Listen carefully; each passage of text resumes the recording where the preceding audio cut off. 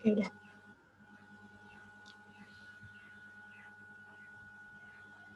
Ya. Oh iya dah. Oke. Sorry teman-teman, kelupaan. Tapi yang belum ke-record cuma pengertian sih, jadi insya Allah nggak apa-apa deh. Balik lagi, jadi SAPP ini diselenggarakan atau dilaksanakan dalam rangka menghasilkan 7 laporan keuangan pemerintah yang mana sudah pernah kita buat, sudah pernah kita pelajari, sudah pernah kita susun dari mulai laporan realisasi anggaran, laporan perubahan SAL, neraca, LO atau laporan operasional, laporan arus kas, perubahan ekuitas, dan juga catatan atas laporan keuangan yang merupakan bagian tidak terpisahkan dari laporan keuangan yang 6 lainnya ini. Nah, nanti pembahasan mengenai laporan keuangan ini akan direview lagi atau akan ada pembahasannya lagi di slide-slide berikutnya. Kemudian SAPP sendiri dikembangkan sesuai dengan ketentuan dalam standar akuntansi pemerintah. Jadi dalam pelaksanaannya SAPP ini akan mengadopsi atau akan berkaitan dan tidak boleh bertentangan dengan ketentuan yang tercantum dalam standar akuntansi pemerintahan atau SAP.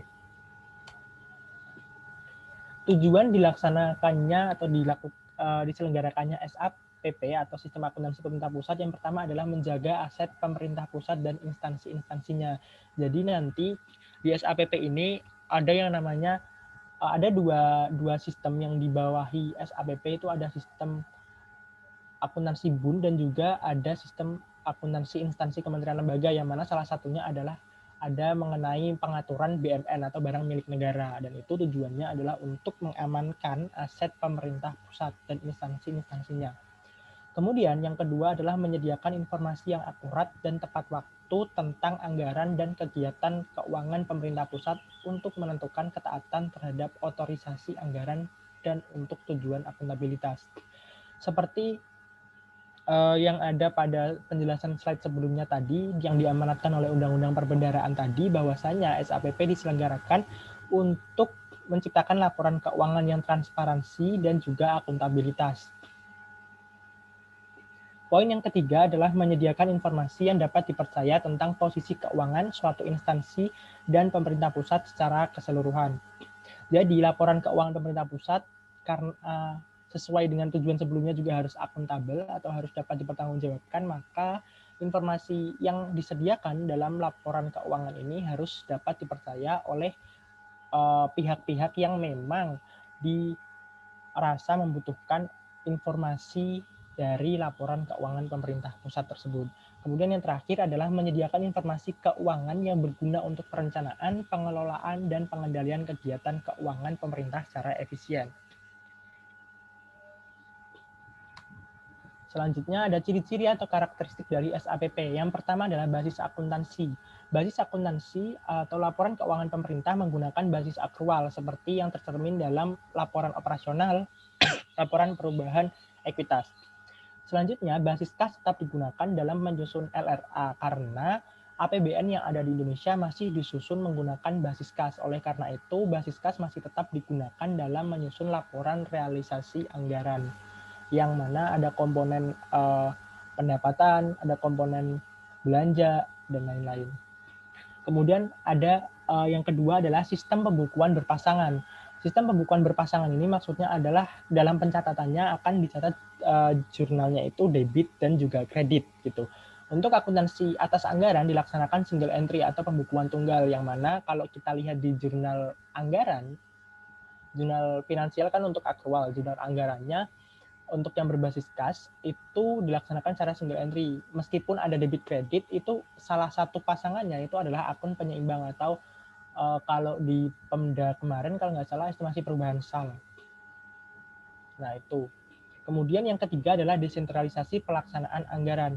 Pembentukan unit-unit akuntansi dan pelaporan keuangan secara berjenjang yang nantinya struktur ini akan menjadi alur pelaporan atau pengkonsolidasian laporan keuangan pemerintah dari mulai level yang paling bawah atau unit kuasa pengguna anggaran atau unit akuntansi kuasa pengguna anggaran sampai dengan nanti di level yang paling atas.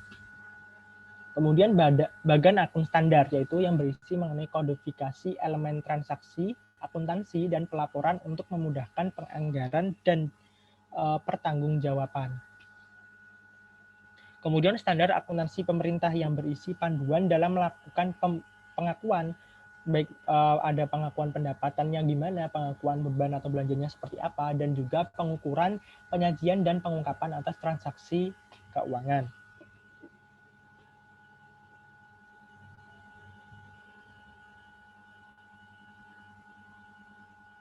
Selanjutnya, mengenai ruang lingkup SAPP. Jadi SAPP atau Sistem Akuntansi Pemerintah Pusat ini wajib diselenggarakan oleh hampir seluruh unit organisasi pada pemerintah pusat.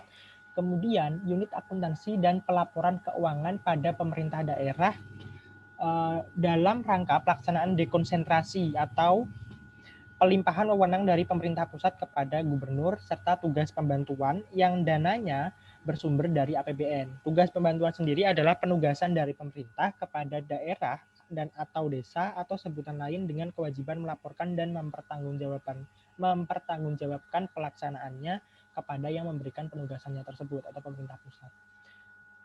Yang mana dana untuk membiayai adanya dekonsentrasi dan tugas pembantuan ini berasal dari APBN. Maka instansi tersebut harus melakukan atau menyelenggarakan SAPP. Yang ketiga adalah unit akuntansi dan pelaporan keuangan pada pelaksanaan anggaran bendahara umum negara. Dan yang unit atau entitas yang dikecualikan dari pelaksanaan SAP sendiri adalah pemerintah daerah yang dananya bersumber dari APBD, serta BUMN dan juga BUMD. Nah, ketika ada pertanyaan apakah BLU melaksanakan SAPP atau tidak, BLU merupakan bagian dari pemerintah pusat yang mana ia akan melaksanakan SAPP, baik BLU tingkat pusat ataupun BLU tingkat daerah. Karena BLU sendiri ini merupakan kekayaan negara yang tidak dipisahkan, beda dengan BUMN yang merupakan kekayaan negara yang dipisahkan. Jadi BUMN tidak melaksanakan SAPP, tapi BLU melaksanakan SAPP. Kayak gitu. Nah, ini kerangka umum SAPP. Jadi SAPP seperti yang tadi saya sedikit bilang, terdiri dari dua, yaitu SABUN atau Sabun dengan SAI atau Sistem Akuntansi Instansi Kementerian Lembaga. Nah, dari SABUN sendiri ini ada sub-subsistem yang terdiri sangat banyak, kurang lebih berjumlah berapa ini? Ada 10 sistem, dan untuk SAI ada 2. Ada dari SIAP atau Sistem Akuntansi Pusat, ada Sistem Akuntansi Utang Pemerintah, Sistem Akuntansi Hibah, Sistem Akuntansi Investasi Pemerintah atau SAIP, Sistem Akuntansi Penerusan Pinjaman Pemerintah, Sistem Akuntansi transfer ke daerah dan dana desa, sistem akuntansi belanja subsidi, sistem akuntansi belanja lainnya, sistem akuntansi transaksi khusus, dan sistem akuntansi dan pelaporan badan lainnya. Sedangkan dari SAI atau sistem akuntansi instansi Kementerian Lembaga akan terdiri dari SAIBA atau sistem akuntansi instansi berbasis akrual, yang ini hampir sama dengan sistem akuntansi keuangan atau SAK. Kemudian ada SIMAK BMN atau Sistem Informasi Manajemen dan Akuntansi Barang Milik Negara, yang mana dari kedua sistem pokok ini, Sabun dan SAI, masing-masing akan menghasilkan output berupa laporan keuangan, yaitu laporan keuangan Bendahara Umum Negara untuk Sabun dan laporan keuangan Kementerian Lembaga untuk SAI atau Sistem Akuntansi Instansi.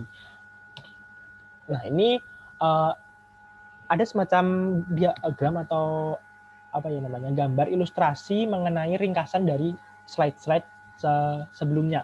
Jadi SAPP ini terdiri dari SAI atau Sistem Akuntansi Instansi dan Sistem Akuntansi Bendahara Umum Negara, yang mana masing-masing menghasilkan output laporan keuangan, baik laporan keuangan Kementerian Lembaga maupun laporan keuangan Bendahara Umum Negara.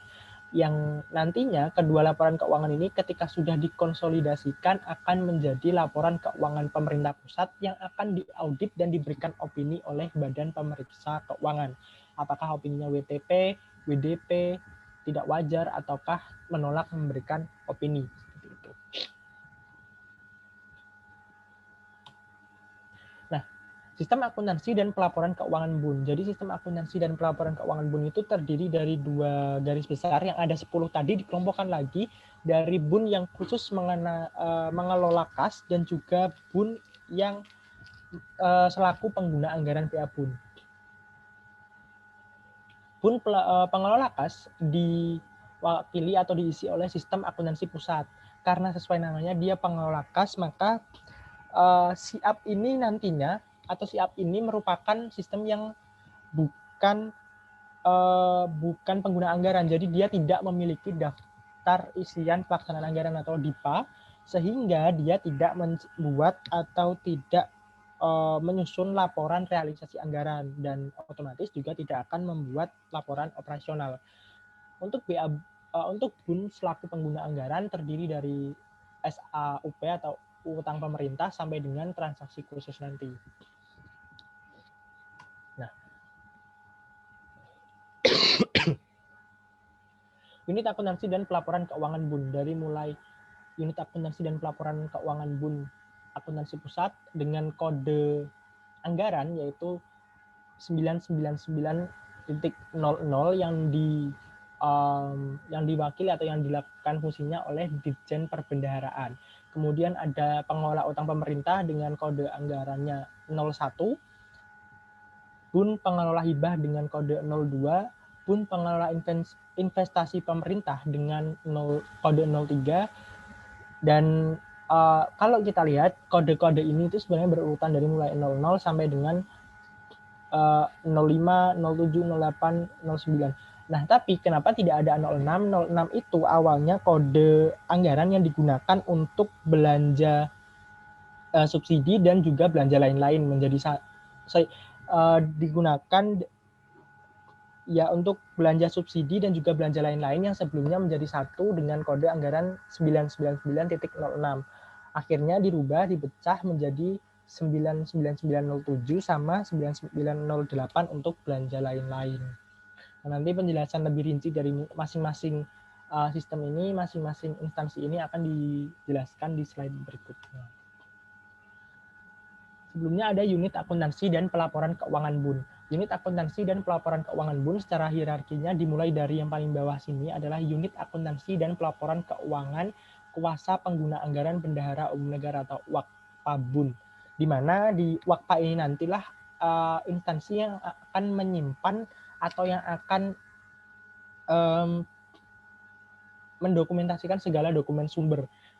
Dan untuk instansi-instansi di atasnya seperti unit akuntansi dan pelaporan keuangan pembantu pengguna anggaran eselon 1 BUN, kemudian ada tingkat daerah atau KPPN, dan kemudian ada tingkat wilayah, ada WAKBUN pusat, kemudian ada WAPBUN, dan juga WABUN ini di atas-atasnya adalah bertugas untuk mengkonsolidasikan instansi yang ada di bawahnya. Misalkan ada unit akuntansi dan pelaporan keuangan pembantu pengguna anggaran eselon 1 yang akan mengkonsolidasikan dari WAKPABUN yang paling bawah ini.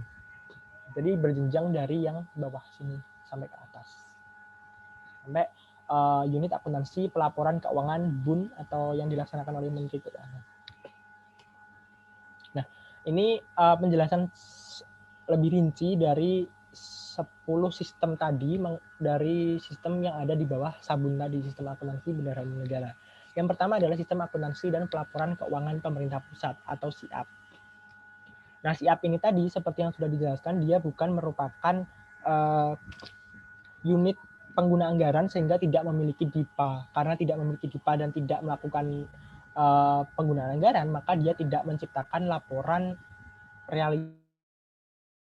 Jadi laporannya cuma 4, LAK atau laporan arus LK.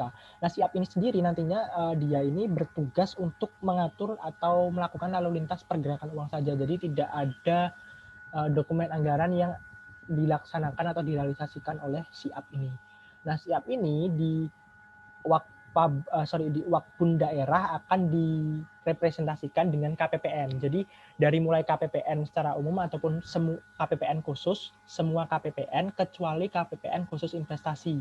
Karena KPPN khusus investasi akan menangani sistem akuntansi dan pelaporan keuangan investasi pemerintah atau SAIP gitu. Kemudian di tingkat wilayah atau Wakbun wilayah ini akan diwakili oleh Kanwil DJPB, di mana Kanwil DJPB ini nanti akan mengkonsolidasikan laporan-laporan dari KPPN di tingkat daerah, atau kalau KPPN itu biasanya di kabupaten kota ya. Kemudian di Wakbun Pusat ada Ditjen Pengelolaan Kas Negara yang ada di Direktorat Jenderal Perbendaharaan. Kemudian Wakbun AP juga Ditjen Pengelolaan Kas Negara yang ada di Ditjen Perbendaharaan atau Direktorat Jenderal Perbendaharaan. Komponen laporan keuangannya terdiri dari 4 dengan alasan yang tadi, dia tidak ada LRA karena tidak memiliki DIPA dan bukan merupakan entitas pengguna anggaran. Unit pengguna anggaran. Selanjutnya yang kedua adalah sistem akuntansi pelaporan keuangan utang pemerintah atau SAUP. Nah, SAUP sendiri ini nanti akan dikelola oleh DJPPR atau Direktorat Jenderal Pembiayaan dan Penanganan Risiko yang salah satu tugasnya menangani mengenai utang pemerintah, karena dari namanya sendiri dia adalah Direktorat Jenderal Pembiayaan, di mana salah satu transaksi pembiayaan itu adalah berupa dari utang pemerintah. Bentuk-bentuk transaksi yang nantinya diatur dalam SAUP ini adalah pembayaran bunga utang, baik utang dalam negeri maupun utang luar negeri, kemudian pembayaran cicilan pokok utangnya, kemudian penerimaan utang, dan juga lindung nilai. Selanjutnya komponen laporan keuangan, karena SAUP ini merupakan unit yang memiliki DIPA atau unit yang melaksanakan tugas sebagai pengguna anggaran, maka dia akan membuat laporan realisasi anggaran dan juga laporan operasional.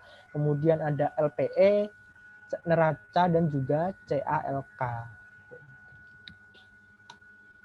Selanjutnya sistem akuntansi dan pelaporan keuangan hibah atau SIKUBAH, yang nanti di unit akuntansinya akan direpresentasikan oleh DJPPR selaku Wakbun pengelolaan hibah. Kemudian ada Direktorat Evaluasi Akuntansi dan Settlement DJPPR selaku Wakpabun transaksi pendapatan dan juga belanja hibah. Jadi nanti di SIKUBAH ini bukan hanya menangani mengenai pendapatan hibah, tapi juga ada belanja hibah gitu. Jadi dua-duanya akan masuk ke sini. Kemudian ada Direktorat Jenderal Perimbangan Keuangan selaku Wakpabun transaksi hibah ke daerah. Jadi ke daerah nanti kalau di Kementerian Keuangan itu akan diambil alih ya urusannya, kalau bahasanya diambil alih oleh Direktorat Jenderal Perimbangan Keuangan. Gitu. Nah, dokumen-dokumen sumber yang ada di SIKUBAH atau sistem akuntansi hibah ini dari mulai berita acara serah terima, yang biasanya berita acara serah terima ini akan ada atau akan muncul ketika menerima hibah biasanya aset gitu ya, biasanya aset tetap, misalkan peralatan atau kendaraan dinas, itu akan ada berita acara serah terima. Kemudian ada DIPA dan juga revisiannya, serta ada DIPA pengesahan. Kemudian NOD, kemudian ada surat perintah pengesahan hibah uang. Jadi hibah itu kalau dulu kita belajar di Akun 1 kan bukan hanya hibah barang ya, bukan hanya hibah aset tetap, tapi juga ada hibah uang. Jadi ada surat perintah pengesahannya, kemudian ada surat pengesahan. Jadi yang pertama adalah surat untuk memerintahkan mengesahkan, dan yang kedua benar-benar surat pengesahan. Kemudian yang selanjutnya adalah surat perintah pengesahan hibah barang, jasa, atau surat berharga, dan surat pengesahannya. Kemudian surat perintah pengesahan pengembalian pendapatan hibah dan surat pengesahannya.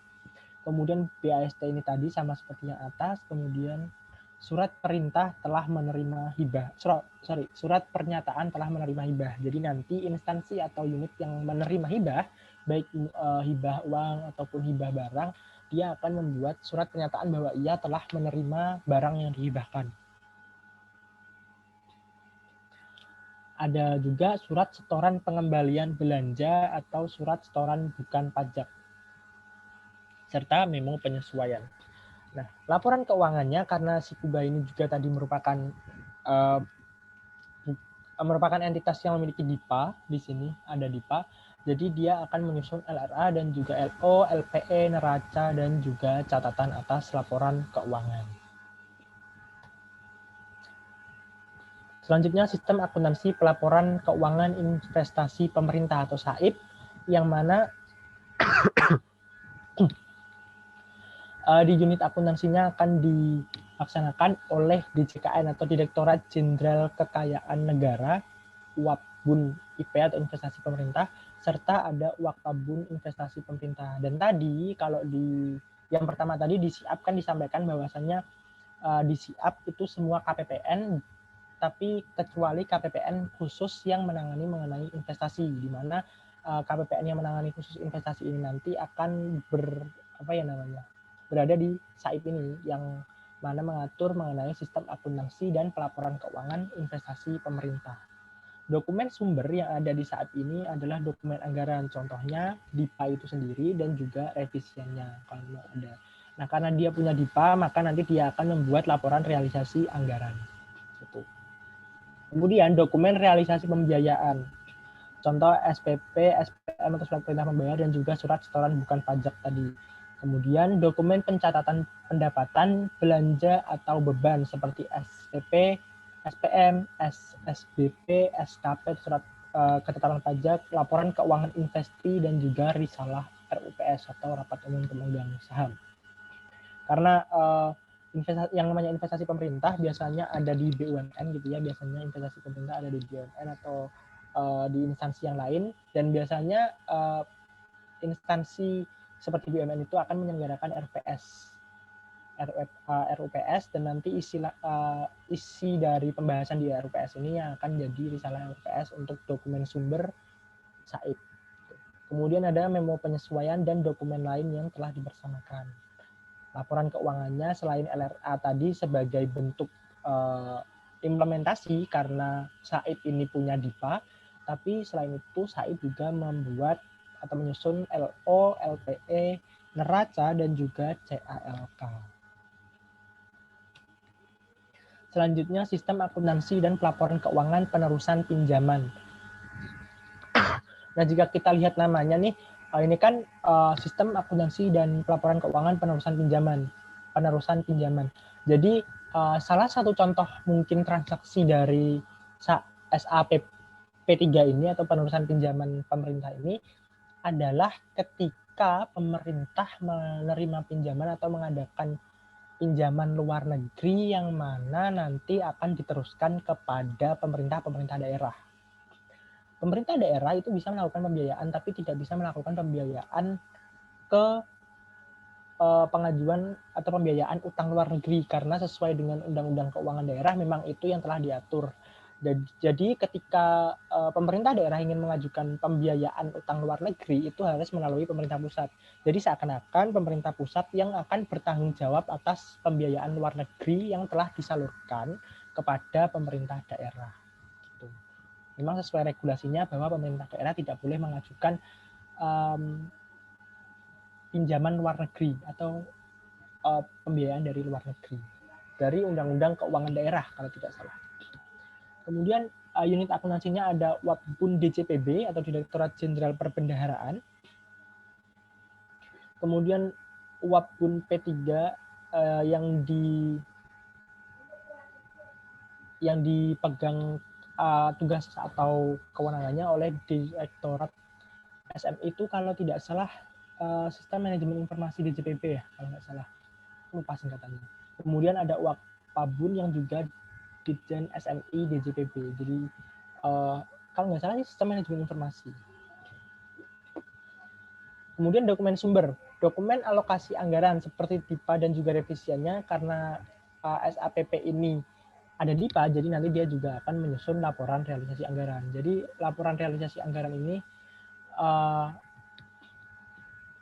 sebagai bentuk implementasi atau pertanggungjawaban dari adanya DIPA di suatu unit akuntansi.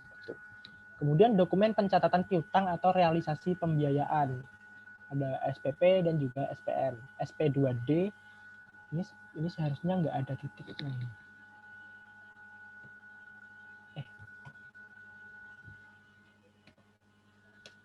Oke.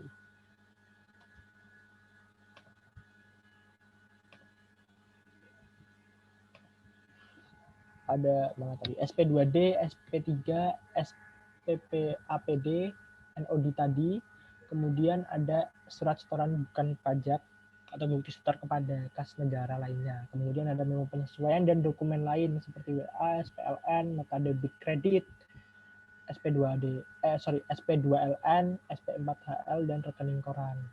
Laporan keuangannya hampir sama dengan sistem akuntansi sebelum-sebelumnya, yaitu ada LRA, LO, laporan perubahan ekuitas, neraca, dan juga catatan atas laporan keuangan atau CALK. Selanjutnya, sistem akuntansi dan pelaporan keuangan transfer ke daerah dan dana desa. Transfer ke daerah dan dana desa nanti di unit akuntansinya akan dilaksanakan oleh Ditjen APK DJPB, akuntansi dan pelaporan keuangan DJPB, kemudian ada Wabun Transfer Daerah DJPK atau Direktorat Jenderal Perimbangan Keuangan, yang mana memang DJPK ini menjadi direktorat yang memiliki tugas untuk mengatur penyaluran atau penyampaian transfer ke daerah dan dana desa gitu. Ada juga KPPN, dan KPPN ini adalah unit akuntansi atau instansi di level daerah yang dia akan membantu menyalurkan atau menyampaikan dana-dana transfer daerah ini dari pemerintah pusat itu.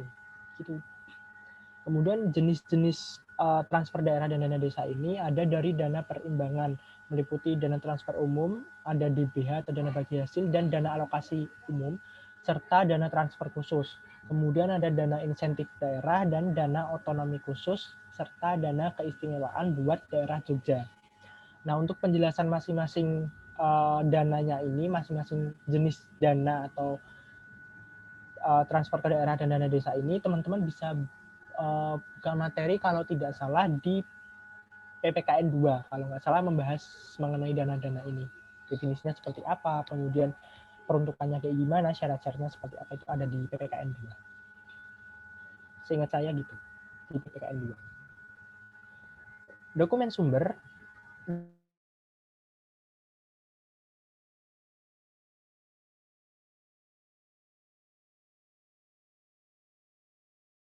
Riz udah bisa, Riz.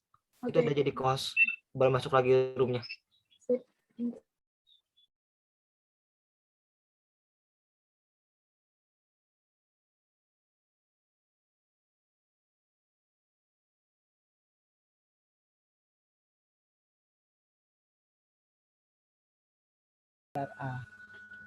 Karena sisi A tadi tidak punya DIPA, jadi dia tidak melakukan penyusunan LRA dan juga LO.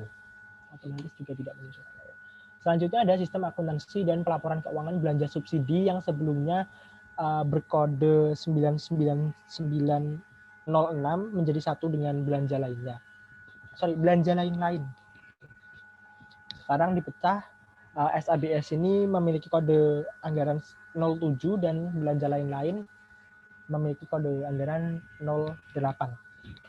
Unit akuntansinya adalah Wabun, Direktorat Direktorat Akuntansi dan Pelaporan Keuangan DJPB, kemudian ada DJA, dan juga Kementerian Lembaga. Nah, yang masuknya Kementerian Lembaga ini misalkan ada bantuan subsidi pupuk atau ada bantuan subsidi yang lain yang mana berkaitan dengan Kementerian Lembaga, misalkan subsidi pupuk yang ditangani oleh Kementerian Pertanian.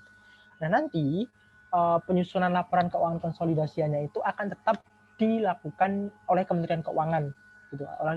Dilakukan oleh Kementerian Keuangan. Kementerian lembaga terkait itu hanya akan melakukan penatausahaan atau pelaksanaan pemberian subsidinya gitu. Tapi untuk pengkonsolidasian laporan keuangannya dia akan tetap dilakukan oleh Kementerian Keuangan.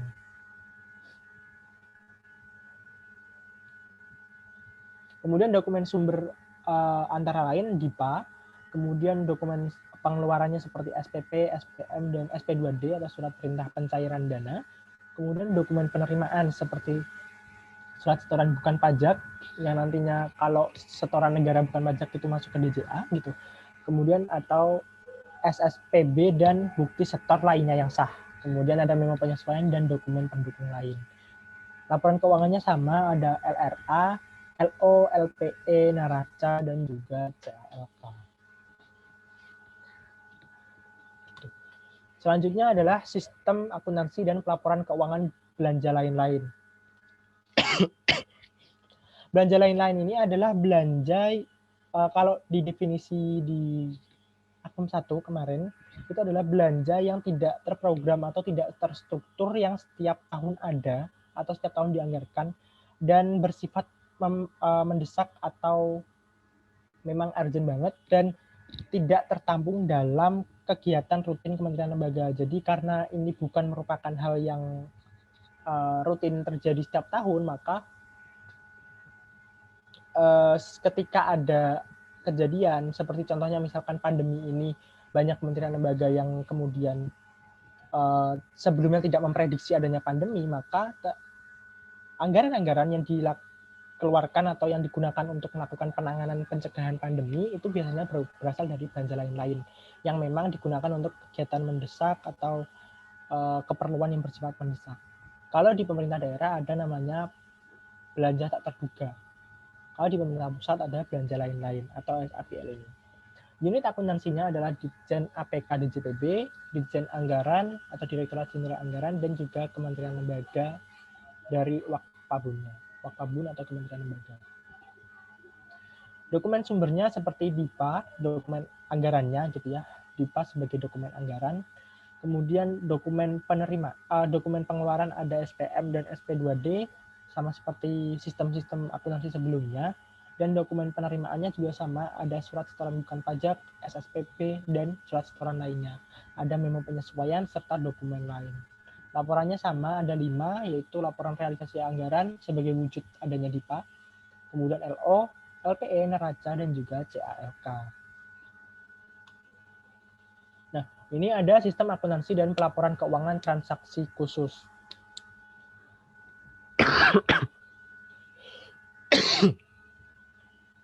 Unit akuntansi yang ada pada bentar, saya minum.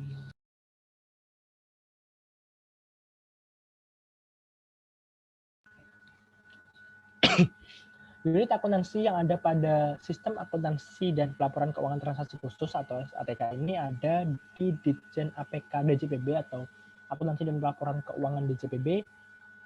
Kemudian Wapebun transaksi khusus Ditjen APK DJPB, kemudian Wapbun transaksi khusus masing-masing eselon 1 Kementerian Keuangan, ada Wakpabun transaksi khusus Sekjen ESDM khusus pertambangan.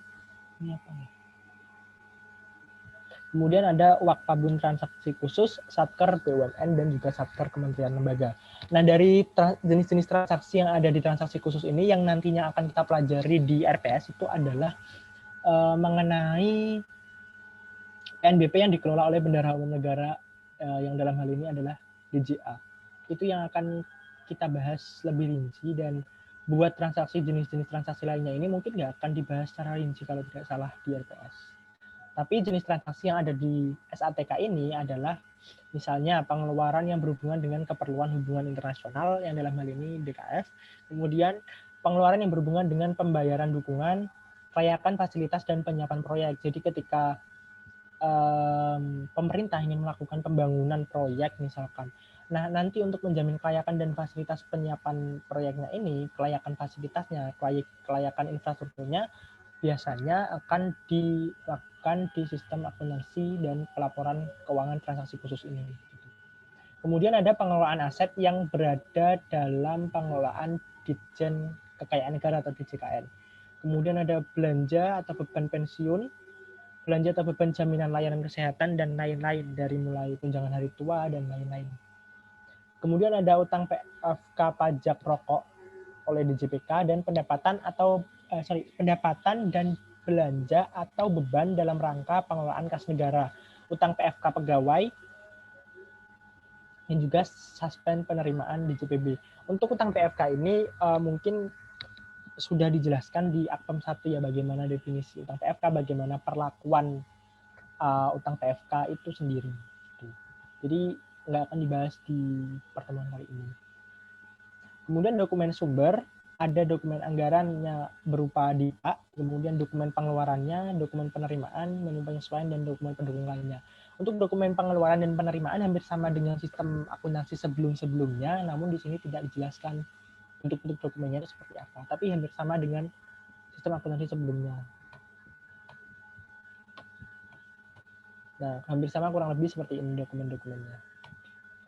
Laporan keuangannya juga terdiri dari 5 LRA, LO, LPE, neraca, dan juga catatan atas laporan keuangan.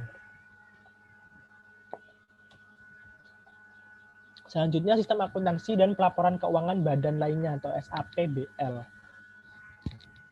Unit akuntansi dalam SAPBL ini wabunnya diselenggarakan oleh Ditjen APK DJPB atau Akuntansi dan Pelaporan Keuangan Direktorat Jenderal Perbendaharaan. Kemudian wabunnya juga oleh Ditjen APK.